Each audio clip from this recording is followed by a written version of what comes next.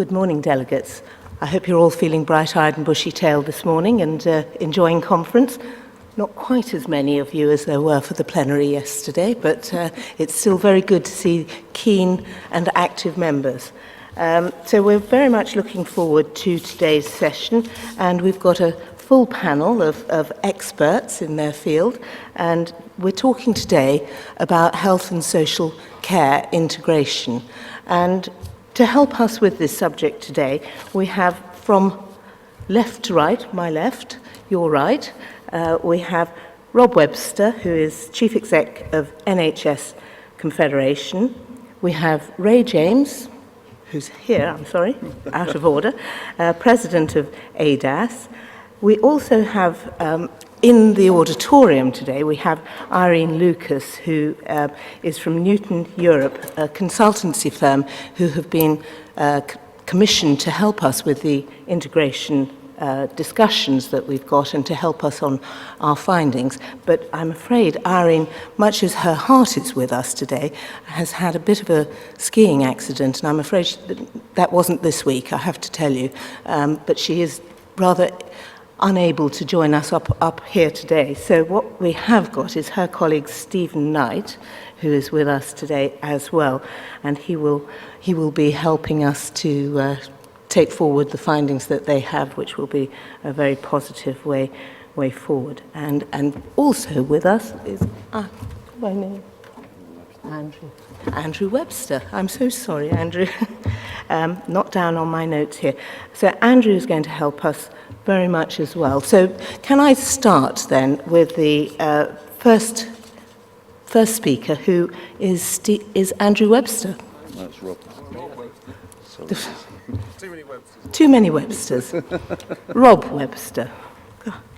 Thanks. Good morning, everybody. It's great to see you all. Hello, my name is Rob Webster, and I'm the Chief Executive of the Nhs Confederation.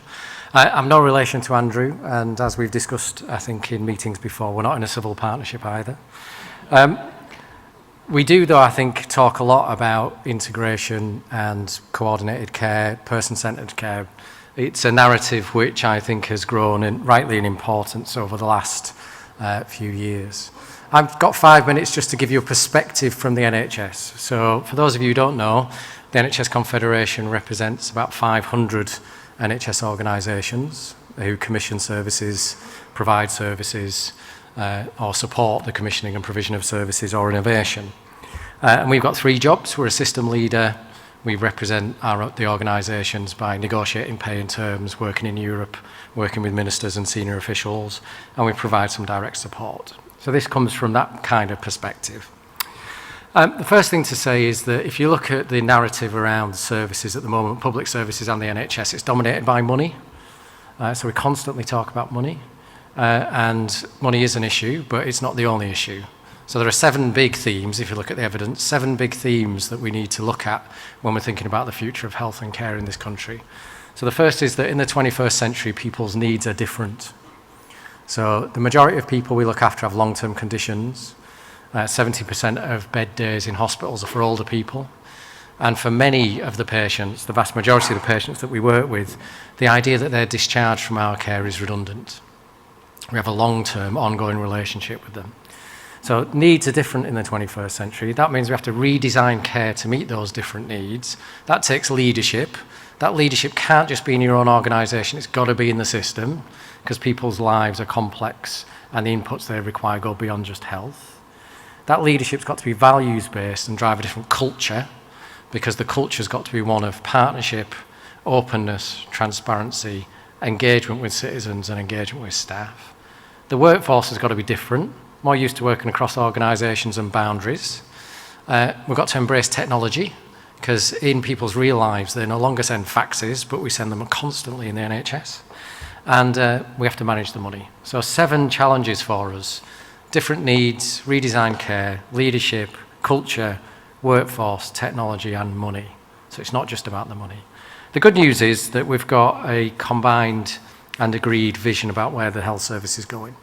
So the 5-year forward view, published last year before the election, endorsed by the new Conservative government, and the public health priorities, is the answer to the questions that we face. And when we talk about the 5-year forward view, people often then get stuck into structures. So we have a pathological desire in the NHS to talk about structures.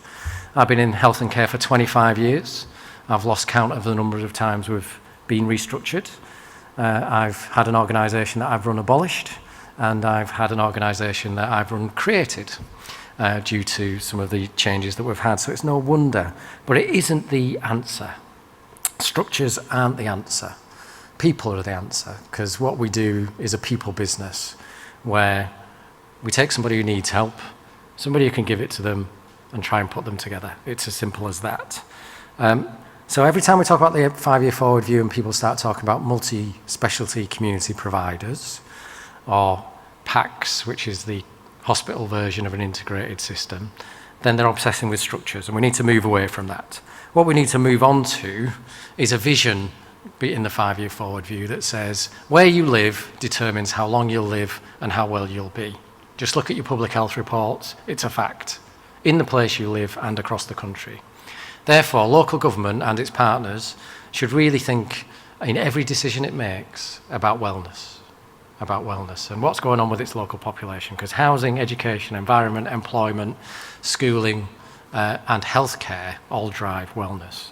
For the 18 million people who have a long-term condition who spend 9,000 hours a year looking after themselves, we should support them to look after themselves better using technology. For the 3 million people who will soon have 3 or more long-term conditions, we need joined-up services.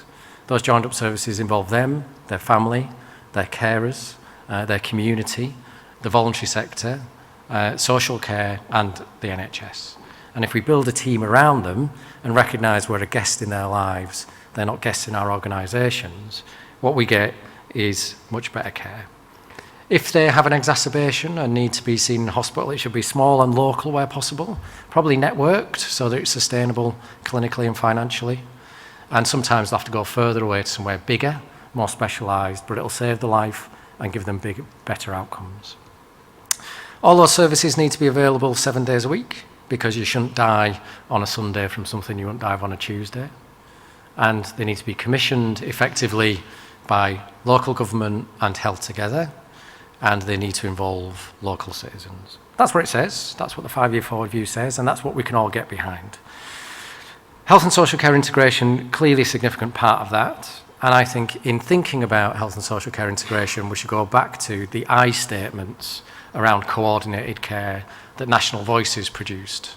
National Voices is a patient voice organisation, and what they said was, if you get this right, what you do is get to the point where I can plan my care with people who work together to understand me and my carer, allow me control, and bring together services to achieve the outcomes important to me. I think that's at the heart of health and care integration. And what's really good, I think, in the health and care sphere is that a few years ago, 111 different health and social care economies bid to be pioneers in health and social care integration at a time when people said, oh, we'll never do it. And they've started to make some significant gains. If you look at their annual report, you can see claims of 40% and 50% reductions for cohorts of patients in emergency admissions. You can see 5% improvements in productivity across the whole health and care team just through the integration work. And the vanguard work that's now going on around new models of care should continue to drive that. Now, this is really important. I'll just say 2 other things before I finish my 5 minutes, which I'm sure I've gone over already. The first is that the leadership in this sphere requires you in the room to work really closely and well with your NHS colleagues. And we've done a survey recently about this, and NHS leaders are unequivocal about the need to work together. They're unequivocal about the pressures that social care cuts are putting on the whole service. So 99% of NHS leaders, chairs and chief executives say that social care pressures are being felt in the NHS. 92% of them say, and that's happening in my organisation. That's happening in my organisation. If you think, well, they would say that, wouldn't they? They always say that. Last time we asked that question, it was 66%.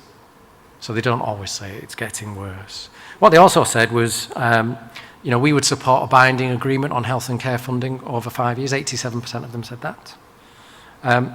72% said if we get there, then service will be more joined up. But confidence isn't very high at the moment that we will get there. And as leaders, we need to build that confidence.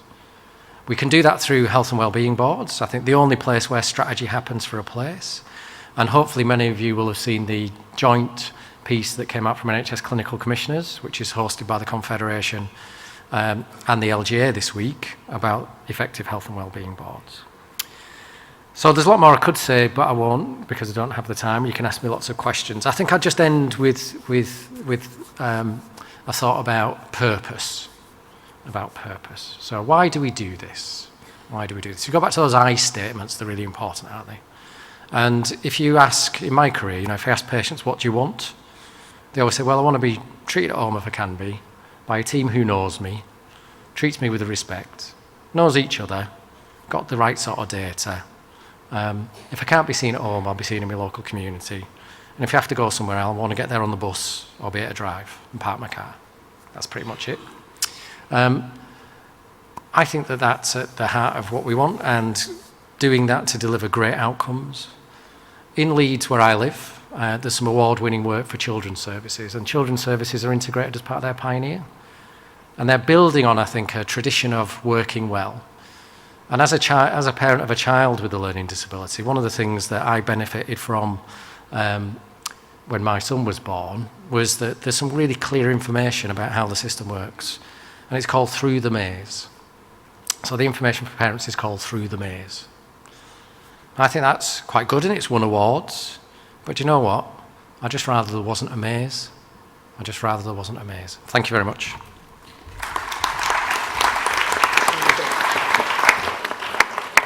Thank you very much, Rob. That was a really good start. And now we're going to move on. And Ray is going to take us forward with the ADAS presentation and their perspective. Good morning, everyone. Hi, my name's Ray James. I'm the president of ADAS this year, a great privilege, but I'm also the director of health, housing and adult social care at Enfield Council in North London. So in my 5 minutes, some whistle-stop thoughts for you. I want to say a bit about the approach, a bit about the money, and to echo some of Rob's thoughts in relation to leadership. So there are 3 words that I use when I'm talking about the way I think that health and social care and other public services will develop and evolve in the future. I talk about them being devolved, about them being integrated, and about them being personalised. Devolved because, well, I've always worked in local government, so I would say this, but I think place really matters. Frankly, what works in an inner city housing estate might not be the same as what works in a remote rural or coastal community. We could probably have an interesting conversation about where there was the greatest amount of social capital or community resilience to work with, but the understanding of that place and those people is absolutely central to successful delivery of improved public services and, more importantly, to enhancing the wellness and the outcomes for the people we seek to serve. Integrated, I think, is increasingly not just about health and social care, but across all public services. There will be lots of different examples where we could think about some innovative ways in which other public services have been used to do this. But to take a very obvious one, the housing provision for people as they become older in future decades, I think will be absolutely central to the way in which we manage their care and support arrangements. And to the costs that might be associated elsewhere. So the way in which we design, the way in which we might commission, or the way in which we might influence planning decisions and other things around accommodation, accessibility, around the options for providing care and support in someone's home or in a in a setting that is right and a choice for that individual will be increasingly important. For some people that will be their own home and always be their own home. There will be others who will be drawn to the extra care sheltered villages that we've seen with lots of older people choosing that sort of choice. But the fact that there is a choice in there will be central to whether it's successful. I was at the Nhs Confederation conference a few weeks ago, and I heard a really interesting example from the States where in one of their states the postal service was becoming less used, but they had a great deal of rural isolation, so they retrained some postal workers and they did some pop-in checks with older and vulnerable residents in that community. And there will be lots of innovation in your areas of that sort of nature that works best because public services are integrated by people who understand the people and the place. And finally, it must be personalised. It's not about structure, as Rob said. In social care, with all the work that we've done around personalisation and personal budgets, we've often found that it is the individual themselves or their family members or carers who will be the best integrator of the services in their area. And they will also often be more skilled at making the public pound go further than perhaps sometimes we do when commissioning services as well. So then a word and on to the money. I think we have to be sanguine about the money. If you want to go into discussions with your Director of Adult Social Services about integration based on the fact that you think it's the silver bullet to solve the financial challenges that face adult social care, you are frankly deluded. There is no evidence anywhere in the world that suggests that integration alone will meet the scale of the financial challenges facing adult social care. There's also very little evidence beyond reablement that it will take costs out of existing service provision, out of the people who currently need, require and receive services. But the evidence base is thankfully growing that it is absolutely the right thing to do if you want to make the best use of public money across the entire system in order to ensure that you achieve best outcomes with and for local residents. But I think you have to be sanguine about that because what we're learning is that people's needs and circumstances are different. Some work that Martin McShane did about the year of care just shone a light on the fact that most people are requiring services because they've got 2, 3 or more long-term conditions. If you manage to effectively treat one of those conditions, you are not necessarily reducing the overall care and support costs for that individual to the same proportion. And you will also have challenges about whether the money is cashable or not, given the fixed assets that will be around. So I think you need to take a fairly transparent and a pretty ethical approach to the partnerships that you develop locally around integration in order to try and resolve the challenges about the money. In places where they enter them because they want to get their hands on some of the NHS's money or estate, and there isn't this kind of win-win approach, there simply isn't the trust that you all know is required to develop the long-standing and successful integration of public services. So my advice would always be willing to be open book, encourage your partners to be open book, and look at the ways in which you can put public money, public assets to best use, and agree how you will share the risk and how you will share the gains. But always do that in a way that is transparent, in the way that you would expect the partners to be interacting with you in those discussions as well. We heard Jeremy Hunt talk about the fact that higher quality and lower cost are not mutually exclusive. I agree with that sentiment. I think we need to be sanguine and realistic about how much of the overall challenge we can deal from the money, but that shouldn't stop us having the drive and the ambition to pursue improved quality and better outcomes at reduced cost wherever we can. And then just in terms of some final thoughts for me, a brief example from Enfield and some thoughts about where we can help and learn from each other on this journey as well. So in Enfield, the future of the local hospital was hotly contested for many years. It's Chase Farm Hospital, some of you may well have seen it on the news. What's happening there now is that a new hospital is being built on a smaller footprint going up a few stories than previously. It will be clinically much better equipped than it was previously. Some housing, including some affordable housing, is being built elsewhere on the site. The council is also buying some of the land to provide a new primary school on the site, and some of the health trust, which is organised with other sites, back office staff are now moving into the civic centre and renting some office space as our staffing complement downsizes. So there's a fairly practical example about what you might do around some back office, some assets and other things that is easier to do because you're having the other conversations about care pathways and those opportunities as well. But what we've always tried to do in terms of the discussions around integration at the front line is to co-produce it with local citizens and with frontline staff. Because ultimately, what Rob said about connecting people with people is absolutely right. And unless you involve people who really understand through their lived experience and frontline staff and practitioners, you'll change the structure but not change the behaviours.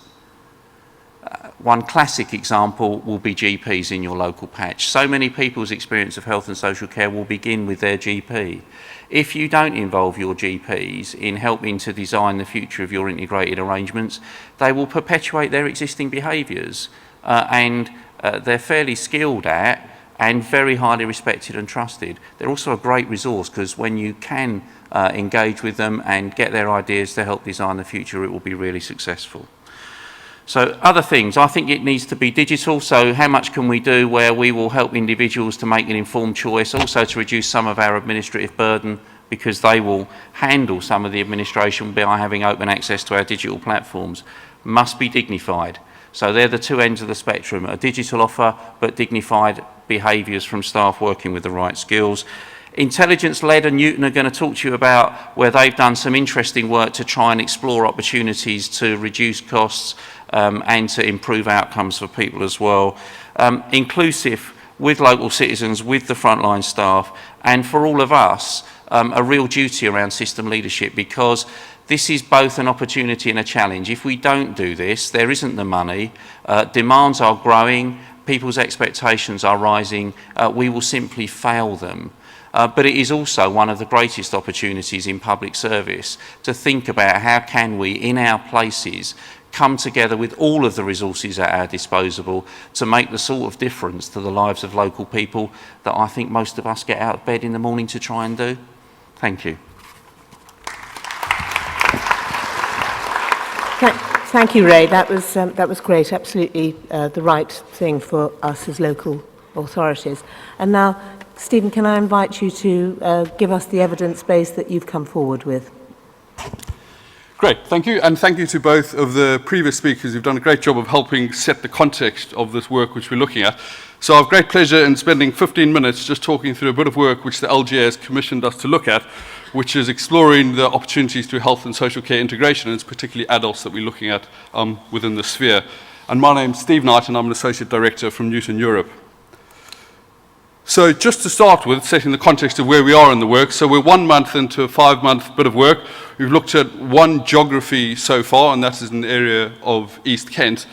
And given the time that we've got at the moment, we've actually produced a slide set of around about 150 pages of detail. You'll be greatly relieved to know we're only going to go through a small subset of that here. But what that means is as we get towards the autumn, we will be sharing all of the findings so you can see some of the insight we're starting to gather. It's worth just pointing out what we mean by geography in this context. So in each of the areas we're looking at, we're picking an acute, and we're picking the corresponding CCG, community, predominantly nursing services, and local authority around that, as well as the GP and preventative services which should be being used to help try and divert some of that demand. And the approach we're using is very much a bottom-up, evidence-led approach. So we're doing data analysis on the last 2 years' worth of data and doing lots of real case reviews with panels of multidisciplinary practitioners who are able to give us not only a really robust evidence base, but give a really unique service user perspective on what some of these changes might mean. As a quick summary of some of the opportunities we're finding, and this very much chimes with the messages you've just heard, I passionately believe that if we are focusing on the correct pathway for the service user, that fundamentally will enable us to both improve the outcomes for the service user and system benefit as a whole. And roughly with the areas that we've looked at, the range of potential opportunity we're talking about is between 4 and 9% of those budgets. And I'll come on to why we believe that opportunity exists. The diagram on the screen I'm just going to use to briefly explain the scope of the work that we're looking at. So on the left-hand side, we've got the acute hospital, which we've split into the planned and the emergency element, and it's the emergency element we're focusing on. On the right-hand side are the organisations of adult social care and community health, and then surrounding all of that is the home environment, the GP, and the third sector. And it's those green bits we're particularly interested in, and what we're asking is, at those points, are we making those correct options available to the service user? So is the correct range of options being made available? Are they actually available at the time when we need them? And what is our decision making around that? So are we actually consistently and appropriately making those decisions? Helpful just to point out the box at the bottom right of the screen is what we're not looking at, which is within the 4 siloed walls of any of the organisations. We're not saying what can be done to improve the cost efficiency internally. And typically, based on programs we've done with other organisations within those silos, there's substantial improvements that can be made, but that's outside of the scope of what we're looking at here. I'm quickly going to touch on some of the questions which you're asking, which will help set the context of where we're going. So firstly, back to the front door of the hospital on the left-hand side of the screen, and what we're saying is, can some of those patients and service users arriving at A&E, could they be treated elsewhere? But just as importantly, if we had done something preventative with those service users before, could that have avoided what is now a very real need for an attendance or an admission? Then moving into the acute itself, we're asking, given the clinical treatment which is quite rightly being provided, is there any opportunity for that to be provided in a setting outside of the hospital, which clearly brings integration into question. We're then looking at the discharge process from the hospital and asking a similar question. Given all the options that are available there, are they the correct ones, and are we routinely selecting them to ensure that our service users are going down the correct care pathway? Then moving into the adult social care environment, asking a similar question once again. So do we have that correct range of options for our service users? We were also asking a commissioning-based question because there's a lot of overlap, as an example, with continuing healthcare and the local authority commissioning nursing homes, and is there any opportunity around that bit? Dropping down to community nursing, a couple fundamental questions. Are those packages of care appropriate? But also, we look at a subset of service users who receive both care from community nursing as well as from social services as well, and we want to understand if there's any opportunity to rationalise or better coordinate the planning of that. So very quickly, what are some of the high-level findings that we've seen? And this certainly chimes with some of the findings which Rob was talking about earlier. So 1 in 6 A&E attendances and visits could be dealt with elsewhere through a combination of GB, community and social services, as well as third sector services where appropriate. And one thing worth bearing in mind, with the opportunity we're talking about here, they have been factored to scale for what we believe might be an achievable opportunity as opposed to the 100% figure. As we go through this, I'll talk about a couple case studies in each area just to help bring it to life. So the first one here was a gentleman with a known history of falls, and within the CAS card notes it was noted that he had fallen a number of times in the previous months. The real missed opportunity here was that this particular individual hadn't benefited from any of the falls prevention services which were available. And as many of you will know, that is an area where there's a very strong evidence base to suggest that can make a huge benefit to service users. The example at the bottom is quite a different type of example, where this particular lady had been prescribed painkillers by a GP the day before for a sudden onset of back pain.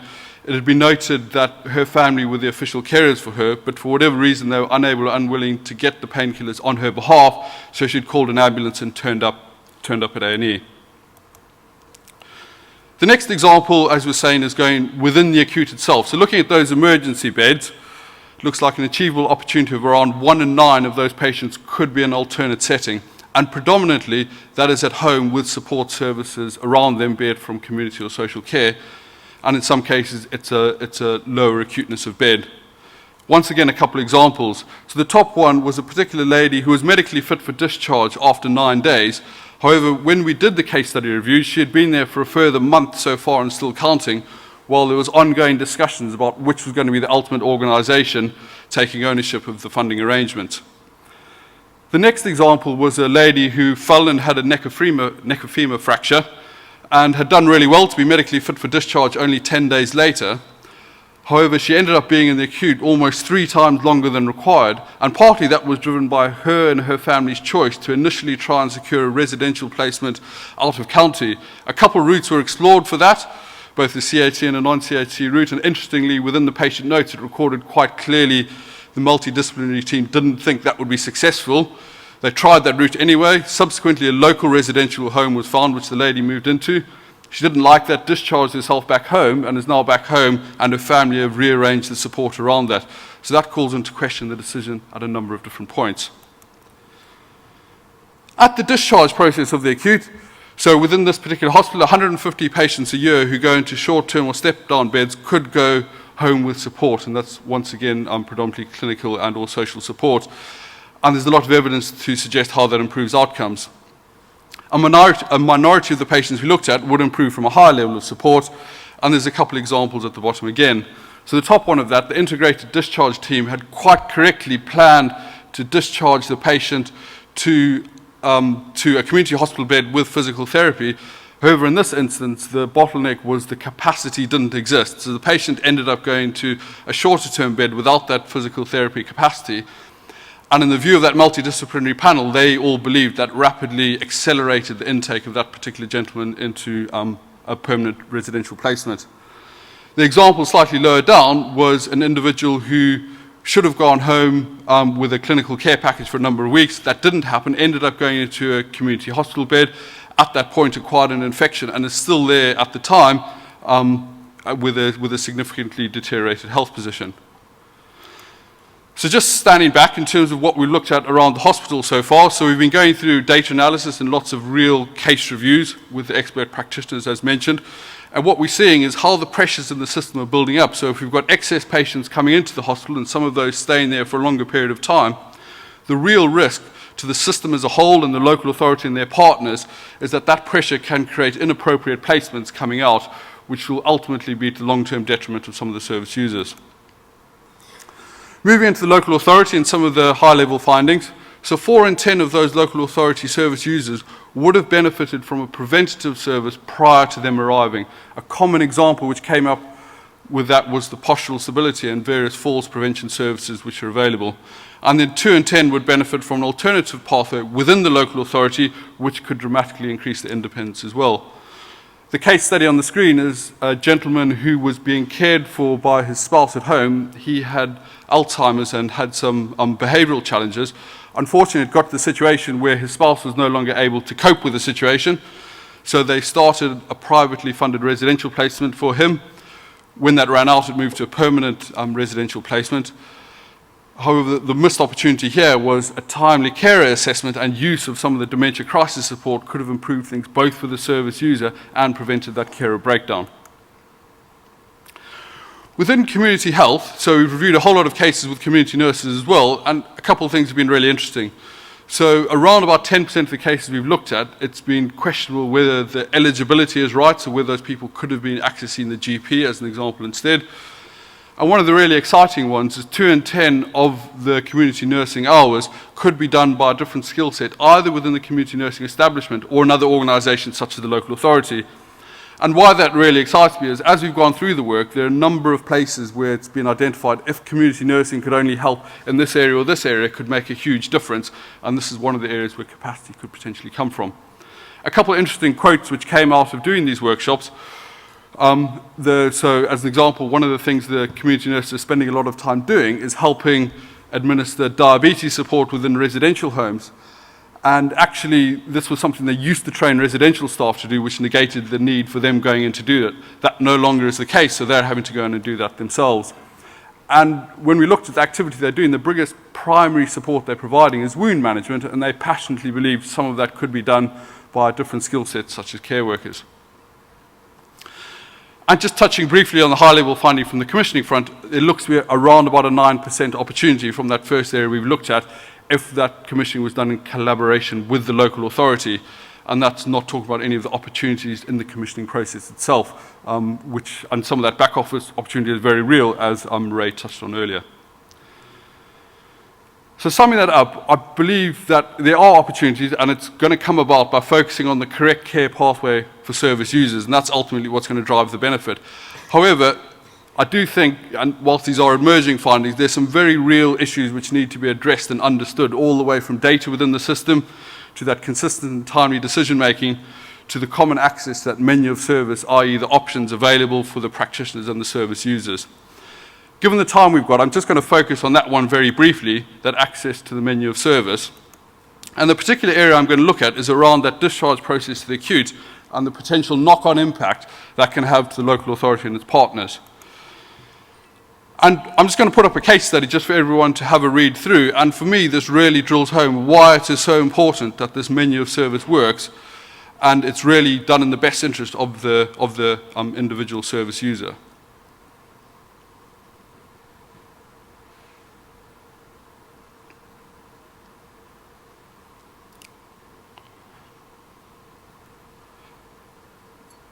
And I think you'll all agree, going through that, whilst that's emotionally touching for a number of reasons, what is particularly profound is, although it may not have changed the outcome that happened to that service user, a significant improvement in that individual's quality of life could have been achieved if the menus of service had been appropriate at the right point in time for that particular individual. As I mentioned, we've done a number of workshops around the discharge process to acute, and you'll be relieved to know I'm not going to go through the detail of this table, but I'll summarise what the key points are.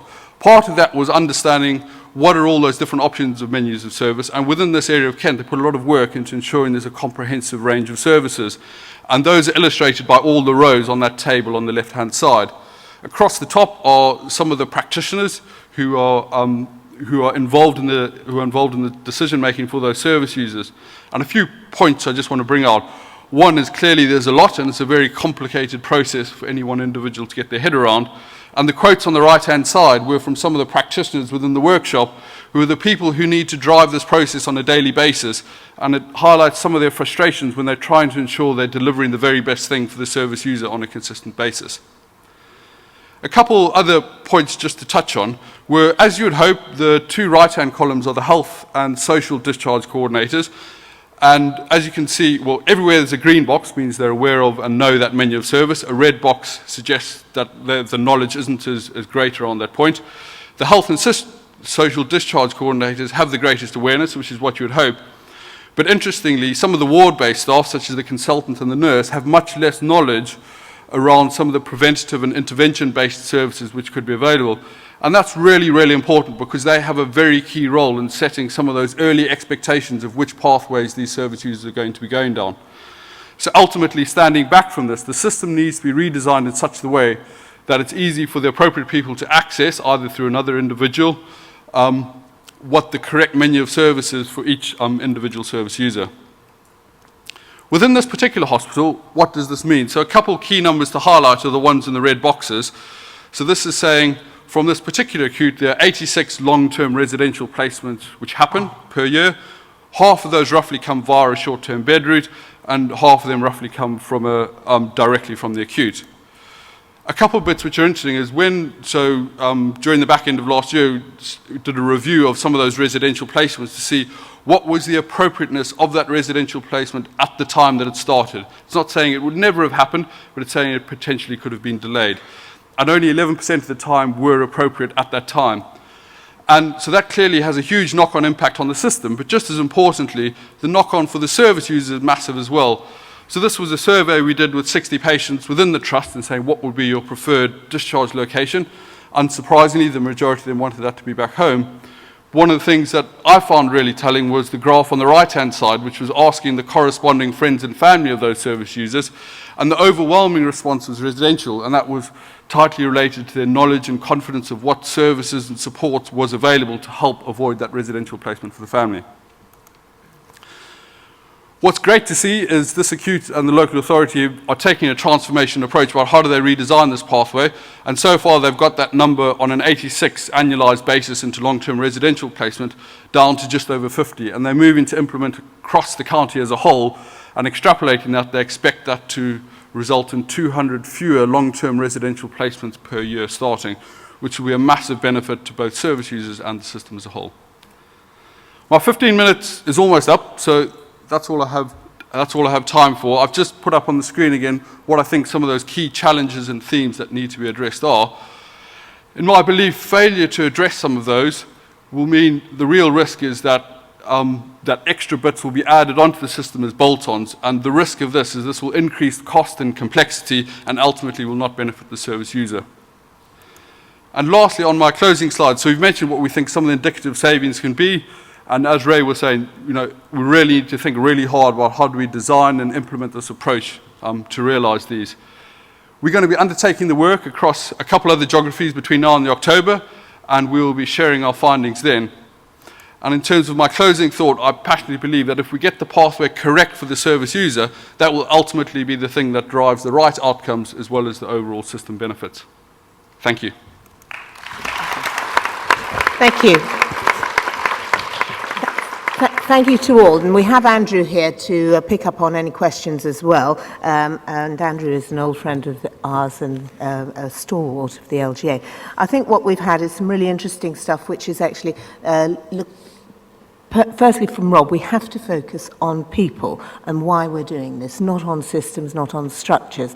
And there's always a danger if we're looking at a new system that actually we just create another problem and another a maze, as you've said, to get round. So I think if we can focus our thoughts on the questions that we want to address to the speakers today, we don't want another system, but we do want to be outward focused. We absolutely need to try and find some savings out of this.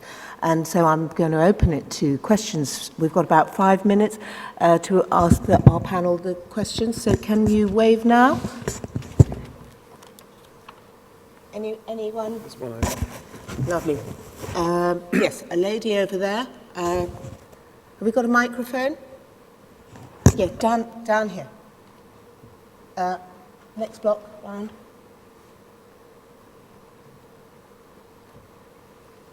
Have we just got one microphone?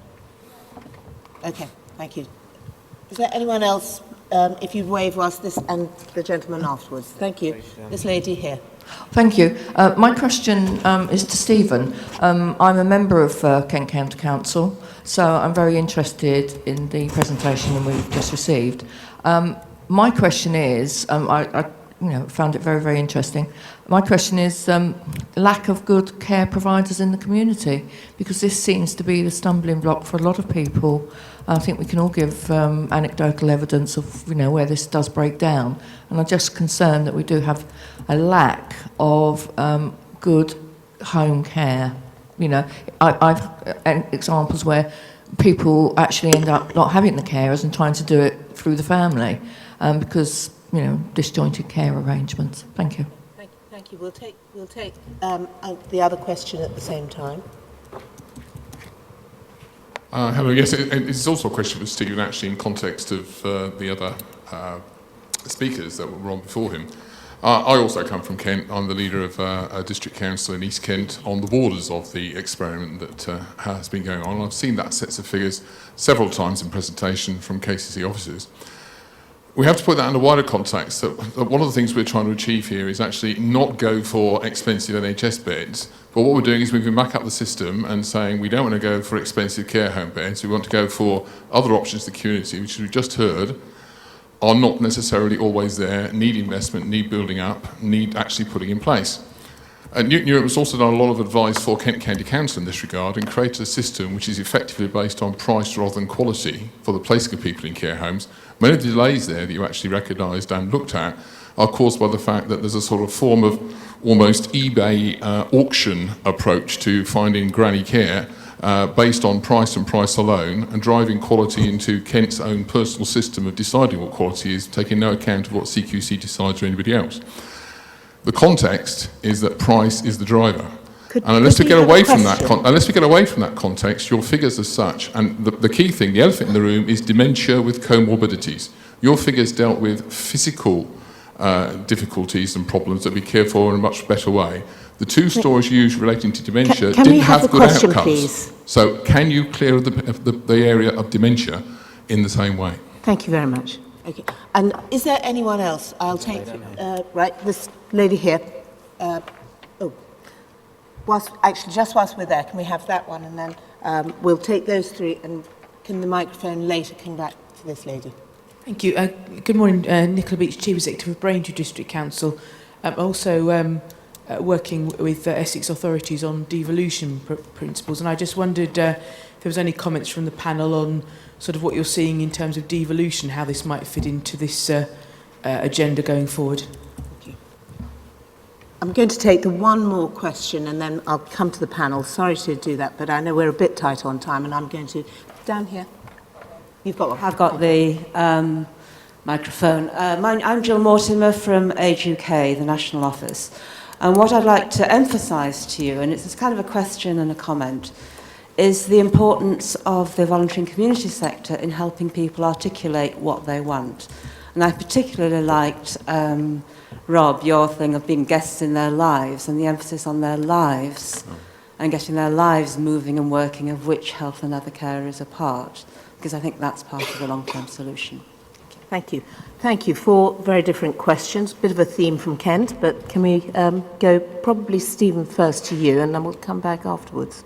Yeah, I think so. In terms of what we're going through, what we're going to great pains to do is not saying what we believe the particular solutions to this. So although within the case studies we will have seen examples of, for instance, where we don't have capacity within a certain area have been themes that have come up. We've also seen themes where the quality of the provision has been an issue as well.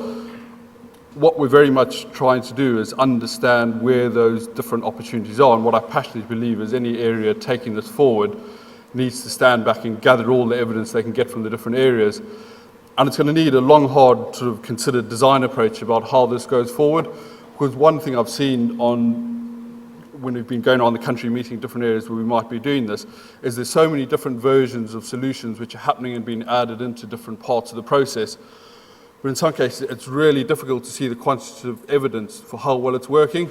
And I think places need to demonstrate that they've actually created that sustainable change to the system before it's regarded as the ultimate solution, which is then completely rolled forward. In terms of the sort of the bit touching on the end around the voluntary and the community sector, I think that absolutely relevant. Apologies, some of the stuff we talked about didn't touch on that, but that was a huge impact both at the front door of the local authority and the A&E area as well. And interestingly, some of the exciting stuff that Kent is doing around that is putting a system in to start to track the effectiveness and particularly cost effectiveness of that, because they are providing grant money for that and they want to be measuring how well that's working in terms of how long it takes for a service user to effectively bounce back in the system. So I think that I like the points about provision. I mean, I think what we need to understand from a commissioning perspective is that the state of the provider market is your business. And I think there's been a sense sometimes talking to commissioners that, oh, well, we set the price, the quality benchmarks, we don't need to worry. Well, actually, what we need is a vibrant and successful provider market, whether that's in the NHS or in domiciliary care or social care or the voluntary sector, to meet the needs of local people. So I think effective joint commissioning in the future has really got to understand that. And one of the ways in which we will get sustainable providers in the future is through some investment to make sure that they are providing different types of care which meet, as the gentleman said, the mental health, the social and the physical health needs of people. So we've been calling from the Nhs Confederation perspective and with ADAS and the LGA for there to be sufficient funds to support double running and transformation alongside the mainstream funding to make that happen. I've got comments on the other points, but I'll let others come in first. Thanks very much. Ray. So a quick counter on some of those comments. I think we absolutely have to balance quality and price. Inevitably, with £4.6 billion taken out of adult social care over the last 5 years, a 31% cut in real terms, that's going to be felt. And so ADAS, along with others, is pressing in this spending review that there is a transparent debate about the proper cost of appropriate quality care as part of the discussions in the spending review. I think the way in which we provide care and support for citizens when they need it is one of the barometers of our communities and of our societies. It is largely a minimum wage industry, and there are significant difficulties associated with that. We do need a national debate about ensuring that alongside the difficulties you've experienced, the 1 million frontline social care staff who do make a meaningful difference. There's 1.5 million people working in social care. They make a meaningful difference to over 1 million people in our country pretty much every minute of every day. So they deserve to be recruited, trained and paid in a way that is consistent with the quality of service that we rightly expect of them. One of the opportunities to do that is through integrating the workforce, the stuff that was being talked about before. Do you need a district nurse to do all the things that currently he or she does? Could you provide career opportunities for some frontline care workers where they may, with training and etc., be able to do more? So I don't think they're mutually exclusive in that. I completely agree about the contribution the VCS can make as providers, as advocates, as champions. I will always emphasise that it's the individual citizen or user or carer whose voice will be the most important, but often the VCS plays a crucial role in making sure that voice is heard. And finally, on the dementia point and the complexities point, I think that really made the point that Rob and I were saying, that needs are changing and people are living longer with more complex conditions, and we have to put them at the centre so that we understand the whole. But then that brings me back to my point about its whole communities. So for me, the challenge will be about what are the district councils in Kent doing about dementia-friendly communities, alongside what are the health and social care providers doing about the more direct services to those individuals. I think. Yeah, can you just point your microphone up there? I think it'd be easy. Hello. And one of the things which, as we've been doing the study, clearly we're in very early days, but there's around about 300 potential providers just around the area where we're looking at the moment, which could be helping with some of these challenges and services we're talking about. And that feeds into the whole menu of service question and the complexity with navigating what is actually the best thing and the right option to do with that. And, just say some, sorry. Yeah, sorry. I was going to bring Andrew in, No, and then no, do perhaps, can we come back to you, Rob? I won't repeat the points other people have made. I will pick up Nicola's point about how does this fit with devolution. It clearly must. The health and social care services are a massive part of the public service in every locality. They're a huge part of the economy, as well as a major part of the quality of people's lives. And I think increasingly people who are looking at a variety of options about how they would like to see services and finances devolved, to seeing that there's such an opportunity to use those resources in a different and better way, that they really need to. And I think the experience that colleagues in Greater Manchester had, where health and social care was part of a kind of second string of devolution thinking and then rapidly moved into the first, could be quite a common experience. And so I'd really encourage people in their discussions about devolution propositions to engage, as Rob encouraged, their health colleagues, providers and commissioners in taking forward really radical thinking about how that could work. I'm very aware I've stolen your coffee time a little bit. Can I just say a big thank you to all of our panellists here today. I think there's some really challenging stuff for us as local leaders to take forward, but actually it is you and your communities that can make a difference and that can make change that is people-focused and doesn't talk about systems that are going to suck people into dependency. And we have to do that, not just for the money, but because it's right for people. Thank you very much, everybody.